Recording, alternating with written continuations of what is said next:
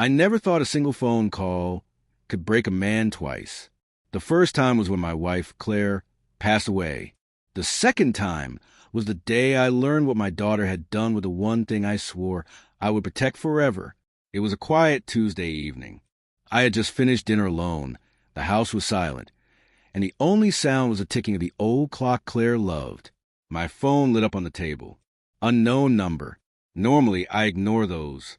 But something inside me, something that felt like a whisper from the past, told me to answer. When I picked up, I heard a voice that sounded both hesitant and strangely formal. "Mr. Parker?" the man said. "Yes." "This is Daniel from Maplewood Pawn and Rarities. I believe you may want to sit down." My heart skipped. Pawn shop? Why would a pawn shop be calling me? Then he said it. "We have your late wife's ring." The world froze. Claire's ring. Her wedding ring. The last thing she touched before she left this world. Something she once told me. "If anything ever happens to me, keep it close. It's the one part of me you can hold." I had locked it away after she passed. I never let anyone touch it, not even myself. So how could it end up at a pawn shop? The man continued, almost nervously. "I'm calling because the young woman who sold it looked troubled. Something felt off. I wanted to make sure it wasn't stolen." I felt the floor tilt under my feet. My stomach twisted. "Who brought it in?" I whispered, terrified of the answer. There was a moment of hesitation. Then, a girl, early 20s, brown hair, called herself Emma. Emma, my daughter. The daughter Claire trusted me to raise with love. The daughter who once held Claire's hand as she faded away. The daughter who promised she would never forget her mother's memory. The daughter who sold her ring? For what? Why? Before I could ask anything else, the man added, "She said she needed money urgently for a vacation." A vacation. For a moment, I couldn't breathe. The pain felt like betrayal, disappointment, and heartbreak all at once. Like Claire was being taken from me again. But the call wasn't over. "Sir," he said quietly, "there's something else you need to know, and it's why I really called." My hand shook around the phone. "What is it?" "She didn't come alone." And with that sentence, my entire world began to crack open in ways I never expected. Before the chaos, before the betrayal, before the ring vanished into someone else's hands, life had already been difficult enough. When Claire passed, the entire house became a museum of memories. Her laugh, her perfume, her touch, everything disappeared, leaving echoes that hurt more than silence. For months, I walked through rooms that felt too big, too hollow, too quiet. Emma was hit hard, too. She was only 17 then, still a child, still healing, still figuring out life. I tried to be both parents, but grief makes you clumsy. I worked long hours, thinking money and stability could fill the emptiness. Emma withdrew, slipping into her own world. But we survived. Together, or so I thought. Over the years, Emma grew into a beautiful young woman. Smart, charming, and full of dreams.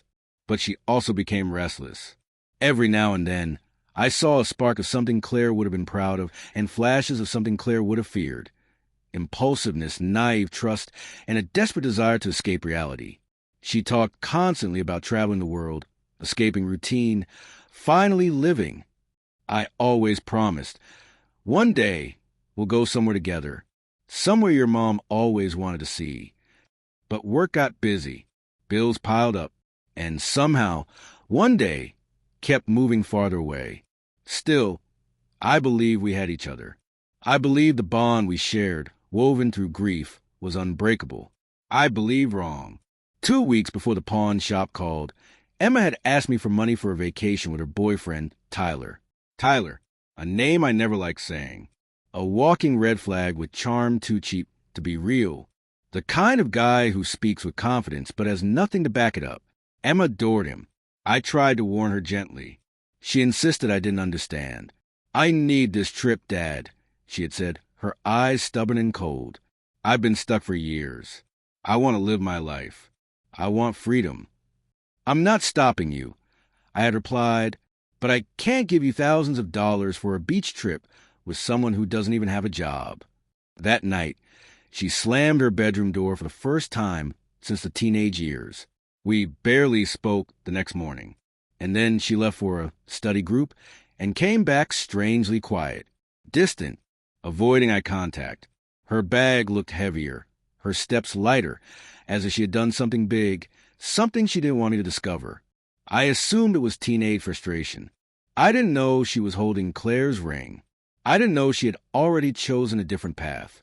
I didn't know betrayal had already begun. The day after Emma supposedly visited her study group, I noticed something small but unsettling. The drawer where I kept Claire's ring was slightly open, just half an inch, barely noticeable. But I knew that drawer like I knew my own heartbeat. Claire's keepsakes were sacred. I checked them from time to time, carefully, quietly. The last time the ring had been touched was months ago, so I opened the drawer fully. The jewelry box sat inside, looking untouched. But when I picked it up, it felt too light. My breathing quickened. My hands shook. I opened the box. Empty. Not misplaced. Not hidden. Gone. A cold panic shot through me. Had someone broken in? Had I misplaced it? Had I somehow forgotten where I last put it? But deep inside, I knew. A father's intuition came crashing down. Emma? I went to her room. Her bags looked half-packed, clothes, makeup, travel-size items. Her passport lay on the table. My heart cracked. She wasn't planning a future trip. She was about to leave. She had already decided. I waited hours for her to come home, pacing back and forth, rehearsing a speech of calm questions that turned into angry confrontations in my mind. When she finally walked in, I tried to sound casual, but my voice betrayed the storm inside me. How was your study group? She paused, too long. Then she smiled, a weak, shaky smile. Fine, why? Her eyes didn't match her voice. Her hands trembled slightly as she placed her bag down. Emma, I said gently, can you come here for a moment? She froze. For a long second, neither of us moved. Then, Dad, she whispered, I'm tired. Can we talk tomorrow? No, we need to talk now. Her shoulders tensed. She avoided my eyes. Did you open the drawer in my room? Silence. Then the tiniest nod. Guilt flickered across her face. Where's your mother's ring? Her eyes widened with panic, then darted away. I don't know what you're talking about. It was a lie. A weak one. One that stabbed deeper than truth ever could. Emma, I said, voice trembling, don't lie to me. Not about this. Tears gathered in her eyes, but she blinked them away. I didn't take it, she whispered, but her body told the truth. Her shaking hands, her stiff posture, her refusal to look at me. I felt something inside me ache, a mix of fear, disappointment, and confusion. Why would she take it? Why would she betray her mother like that? Why would she betray me? But she didn't answer my questions that day. Instead, she ran to her room, slammed the door, and locked it. The sound of that lock felt like something breaking between us, something that wouldn't be easily fixed. The morning after our confrontation, Emma avoided me completely. She left the house early, before I woke up, and returned late, long after I'd gone to bed. Our paths crossed only in silence. But guilt always leaves footprints. On the third day, while she was out, I checked her room, not to invade her privacy, but to find the truth Claire deserved. I opened her closet, her drawers, her shelves. Then I found it, a printed receipt, from Maplewood Pawn and Rarities. My chest tightened. The date? 2 days earlier. Under items sold.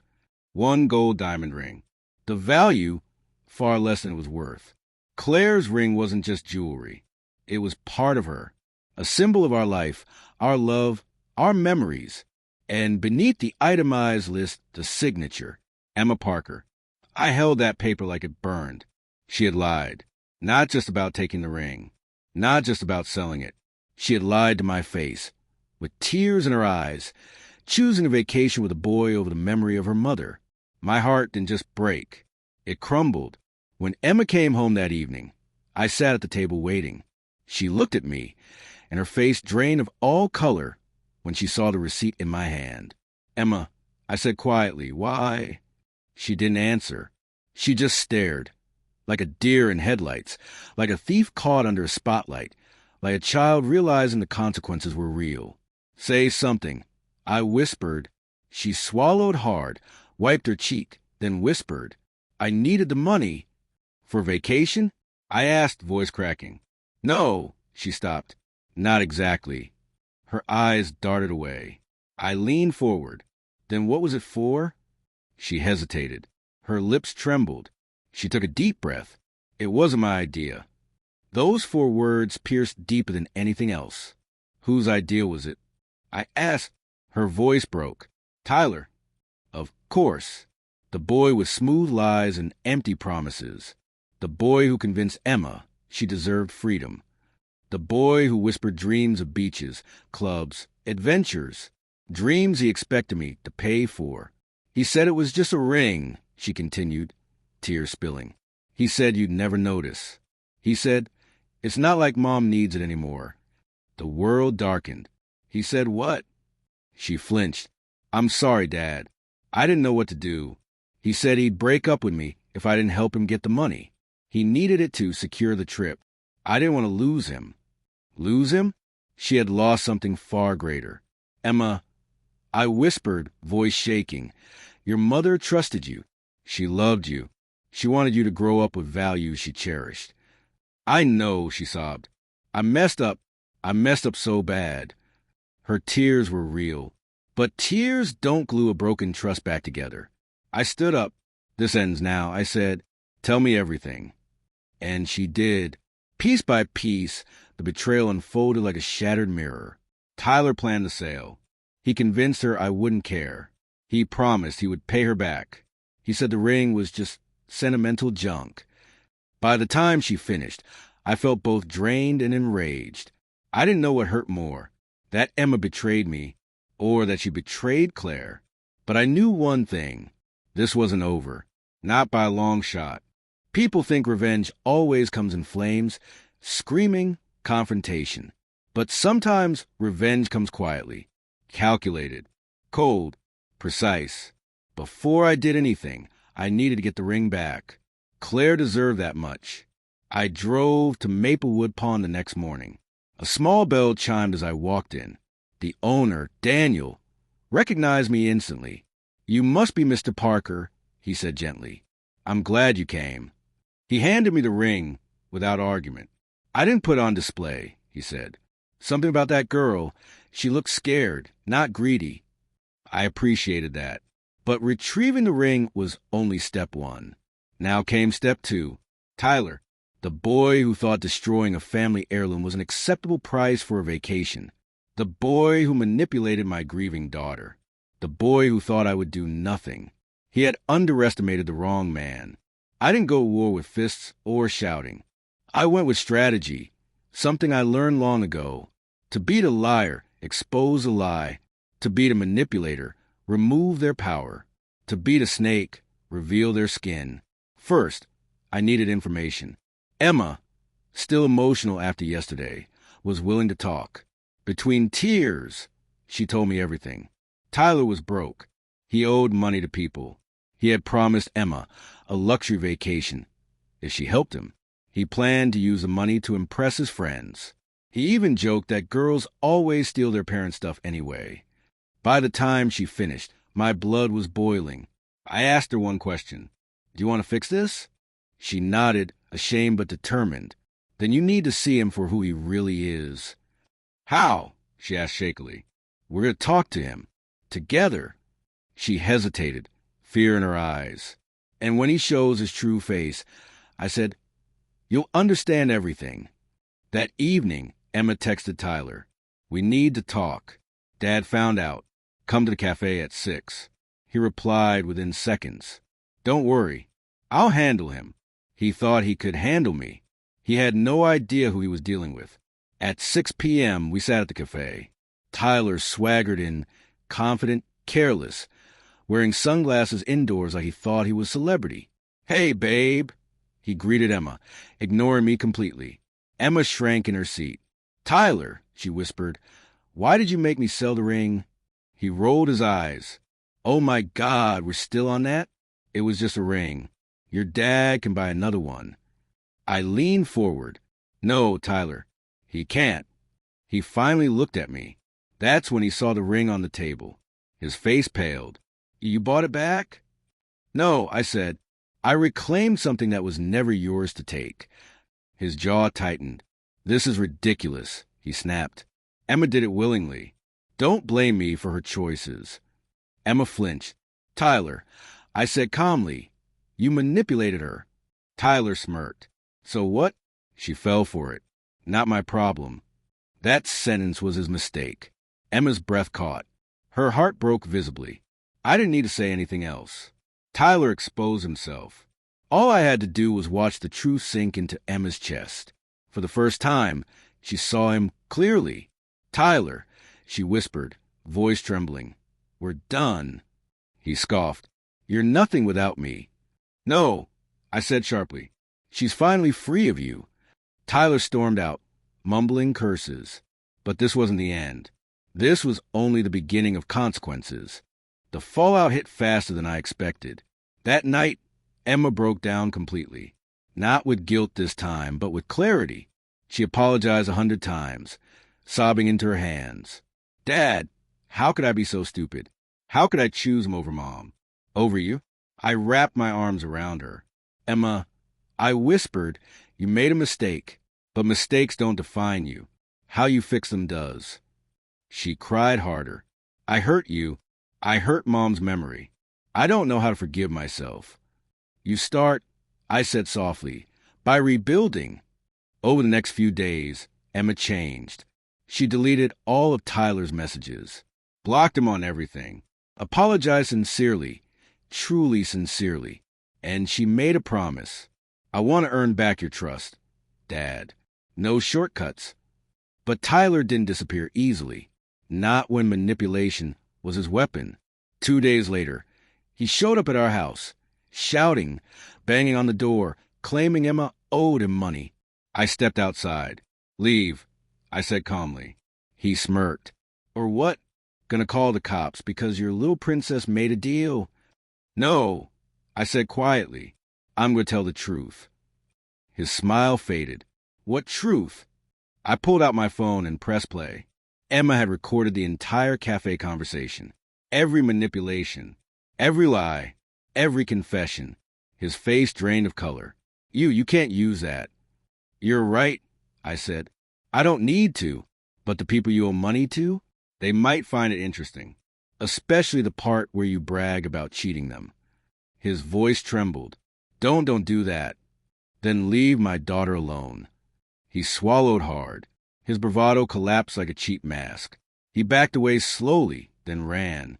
I went back inside, where Emma watched from the hallway, shaking.